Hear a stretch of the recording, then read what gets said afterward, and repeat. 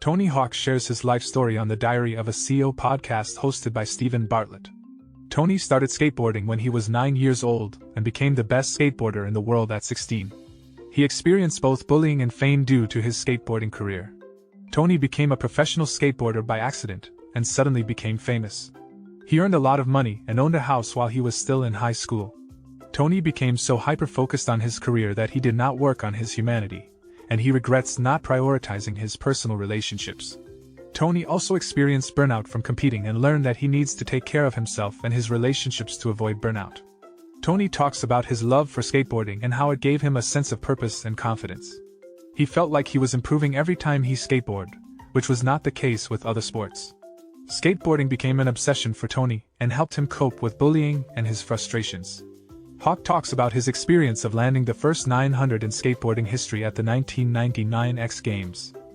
He explains how he attempted the trick multiple times during the competition but didn't succeed until he shifted his weight towards the back.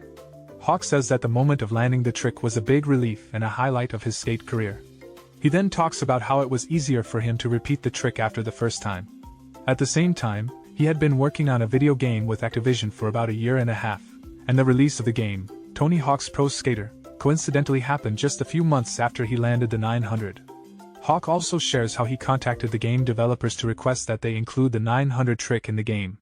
He recalls that his father, who had been a big supporter of his skating, saw the first ever X Games but passed away before the rise of skateboarding internationally and its induction into the Olympics. Tony Hawk discussed his decision to sign with Activision for the creation of the game, explaining that he chose them over another group because their gameplay was more intuitive and accessible for non-skaters. He also revealed that Activision had offered him a buyout of future royalties right before the game launched, but he decided not to take it even though it was a substantial amount of money.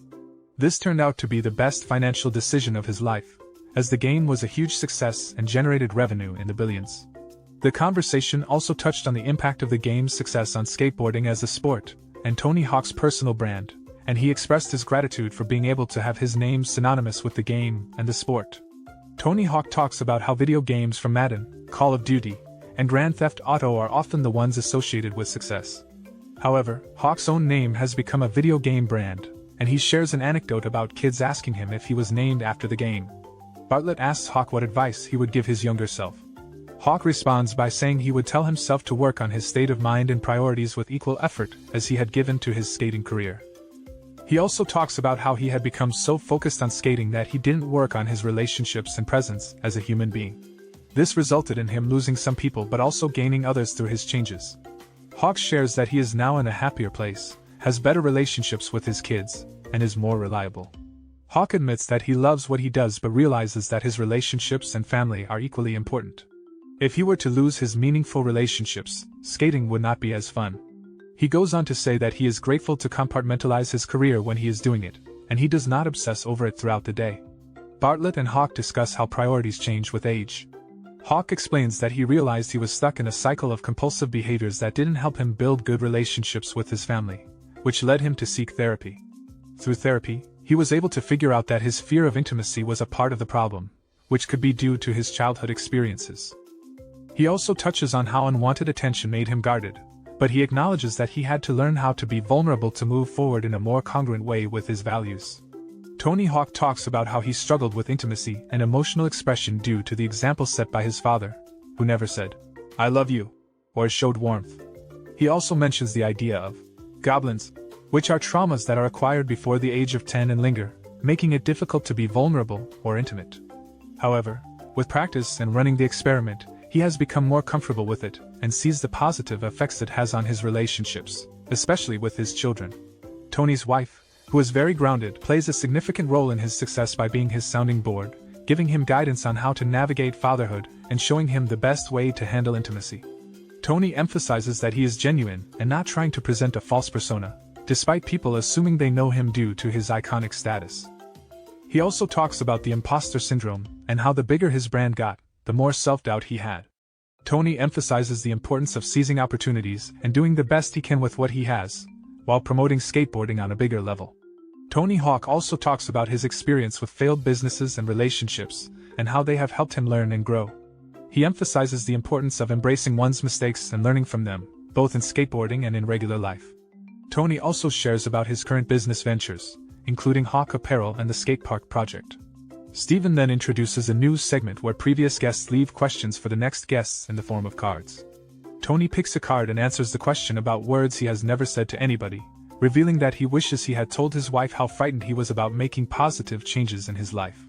He explains that he didn't tell her because he wanted to appear capable and confident, but he now realizes the importance of vulnerability and communication in a relationship.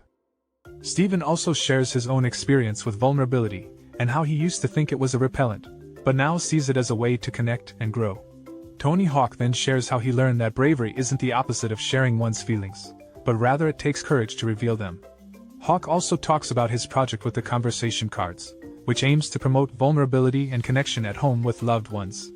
Additionally, he shares how he recently purchased a hand-painted skateboard by Kurt Cobain and recreated it for sale, with proceeds going to support the JED Foundation for Suicide Prevention and the Skatepark Project for public skate parks. The host also expresses his admiration for Hawk's legacy and continued influence in the sport of skateboarding and beyond.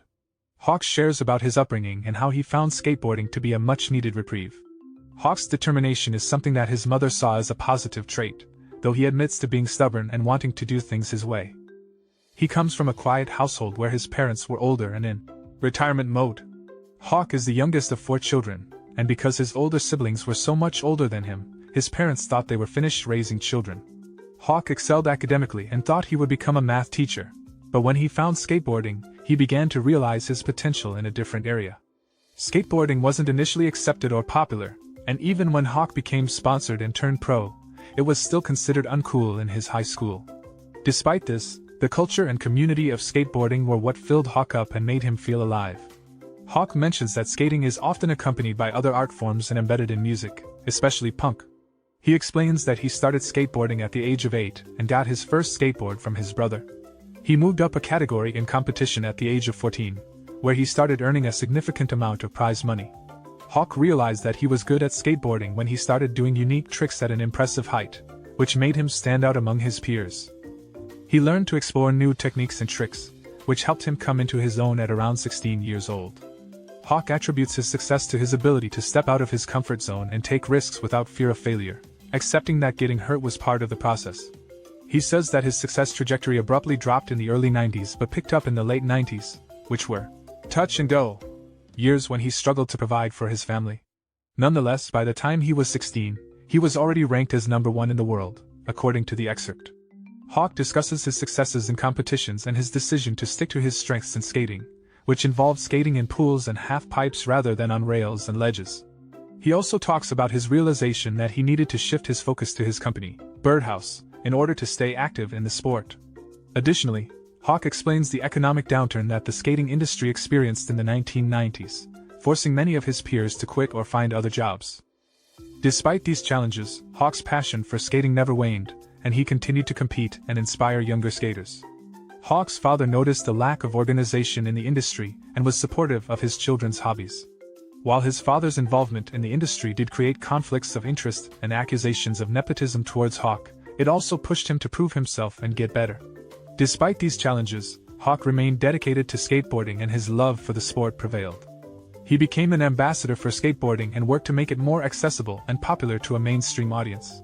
Hawk also discusses his sense of isolation as a young skater, but notes that he had a close crew of friends who shared the same values and love for the sport.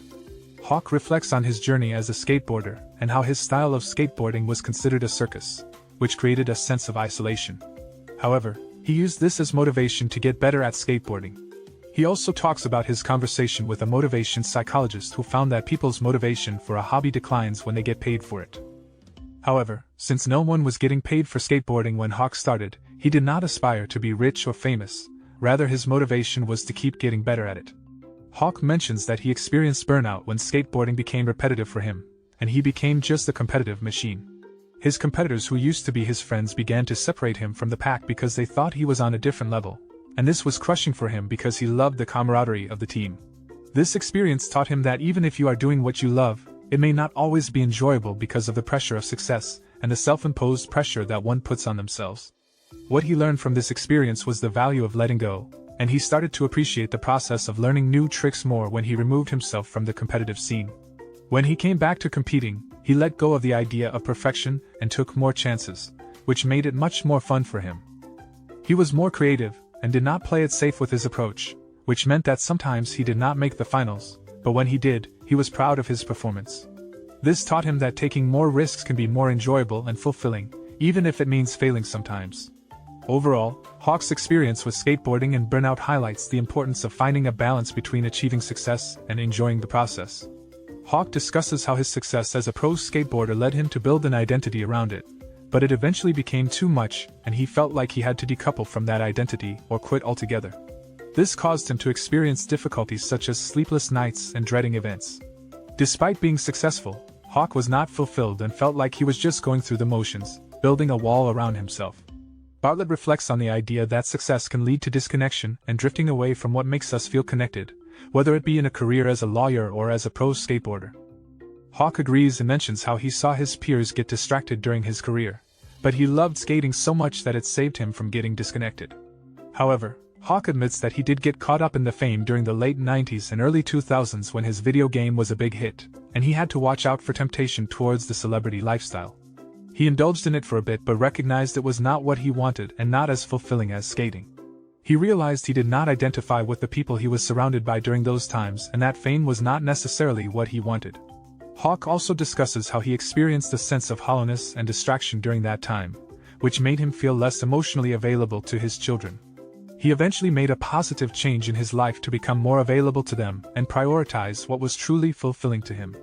Bartlett relates to this by discussing how he too experienced insecurity and needed certain beliefs to fail him before he learned from them.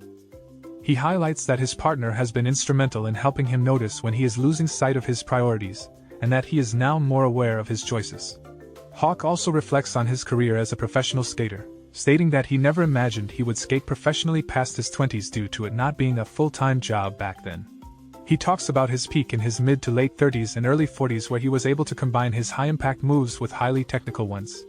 He has now shifted his focus to more technical moves due to their low impact, and how he has learned to appreciate even the most minor moves by himself and other skaters. Finally, Hawk emphasizes the importance of being open to inspiration and collaboration with others to grow, and not just living in one's own bubble.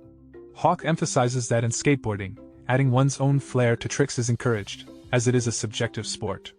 He mentions that each skater has their own style and flow that is unique to them, which is influenced by those they skate with. Hawk describes how a young skateboarder on his team was able to pick up the signature moves of another skater from skating with him regularly. Hawk also talks about how skateboarding can be a metaphor for life, emphasizing the value of taking risks and not giving up. He speaks about spending 12 years trying to master a particular trick called the 900, where he had to spin 2.5 times in the air. Hawk explains how he had to figure out where he was in the air and how to properly land the trick, which involved a lot of trial and error and injuries over the years. The conversation also touches on how skateboarding has taught Hawk about taking risks, believing in oneself, and working through challenges, all of which are valuable lessons for business and life. Check out the full podcast by clicking the link in the description below. Make sure to like, comment, and subscribe for more content like this. Thank you for listening to this podcast summary episode of the Pod Slice.